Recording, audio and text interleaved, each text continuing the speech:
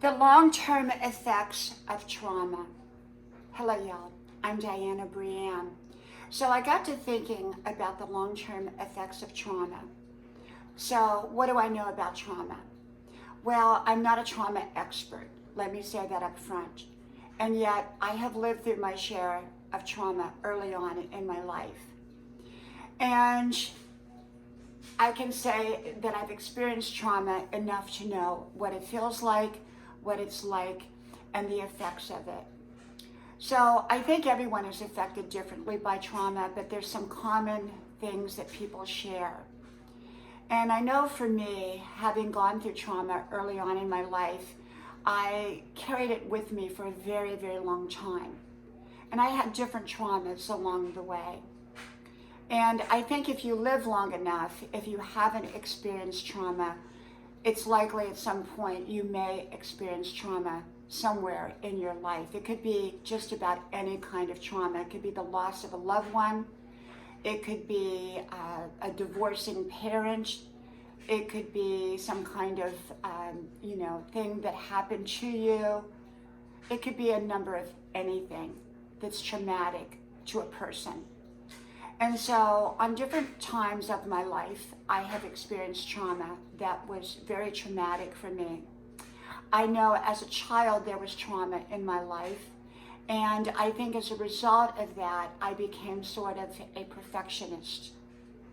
And I wanted to excel. Maybe it was to prove to myself that I was worthy. Maybe it was to prove to other people that I was worthy. I don't know. But I took my trauma, rather than use it negatively, I used my trauma positively. Now, there were some negative effects, of course, a lot of negative effects of trauma. When I was younger, I tended to want to rush things. I wanted to hurry. And part of that was the fear of maybe I wouldn't achieve what it was that I wanted to achieve. And so I hurried it up. I was always kind of in a little bit of a hurry. And now since then, I don't do that. Once I recognize that, I no longer do that. Early on in my adult life, I rejected men a lot.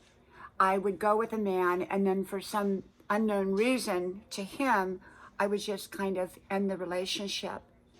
But that came from an early trauma of when my mom and dad got divorced, and my dad kind of separated away from the family at that point. I was like maybe four or 5 years old.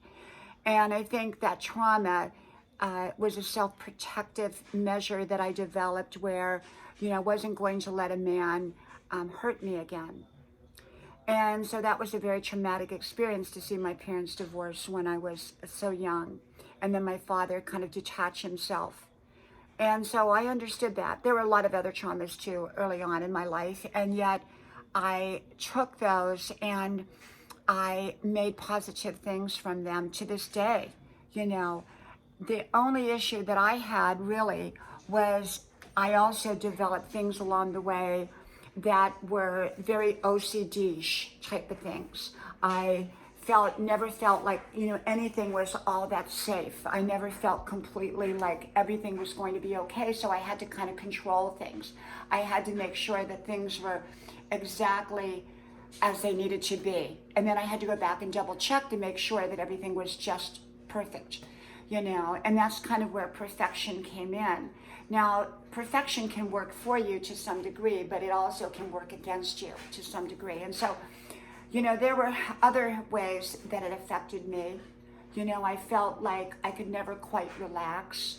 I always had to anticipate what was going to happen next. It was a self-protective thing. And that came from trauma. I remember when I was in my very early 20s, I had gotten attacked in a dark alley coming home from work. And I talked about that. It's called Angel in the Dark Alley. I've done that story a couple times, a story from my life. So if you don't know it, you might want to go back and look at it. But after that trauma, I remember for several years, I had a very difficult time sleeping at night, and I would double check my doors, and I would double check my windows, and any loud noise or anybody that approached me too quickly, I would just jump back. And that was kind of a very natural, normal response to what had happened to me through that trauma. And so whatever kind of trauma a person goes through, they tend to develop or acquire some kind of way to cope with it. And those were my ways of coping with it, was trying to control things, trying to make sure that everything was just right, being a perfectionist about things. Today, I am not a perfectionist, but I use those traits of being a perfectionist to my advantage, not to my disadvantage. And I think I recognized, my traumas early on, and I tried to walk myself through it the same way as when I felt, I was going through just rejecting men early on, dating somebody and then breaking off. It was a self-protective mode. And once I realized why I was doing that, I stood back, I stepped back, and I corrected it. And I made myself face that relationship and go through the relationship. And of course now, I've been married many, many years, happily married, and that's not been an issue anymore once I dealt with it. And so I think everybody can experience trauma in their life and the long-term effects that come with trauma. I had long-term effects that took me time to work through. And it also just took time to heal those traumas. No matter how much you work through, sometimes it takes time. And sometimes maybe a person never entirely gets over the trauma, or at least they remember the trauma. I can still remember those traumas like yesterday, when I was 20, or, growing up and daddy walking out. I can remember those things and other traumas that occurred in my life that I've talked about. And so the thing about it is that trauma can have long-term effects, but they don't have to debilitate a person long-term. I think the important thing is to work through those traumas, whether it's with professionals or whether you're able to do it yourself, but to get through that, to understand it, and also to let time heal. At least that's what worked for me. So I think trauma can have long-term effects. I think a lot of people, like I said, if you live long enough, you can experience trauma. And it's not a pleasant thing. And often the fallout from trauma can be, things that we do to kind of self-preserve ourselves. And so be patient with yourself, understand yourself. If you need to get, professionals to help you through it, that would probably be a great thing. For me, I really didn't need that, but I was able to be insightful enough to understand it and to work through it and to let myself heal over time. Okay? Well, from my house to yours, may God bless you.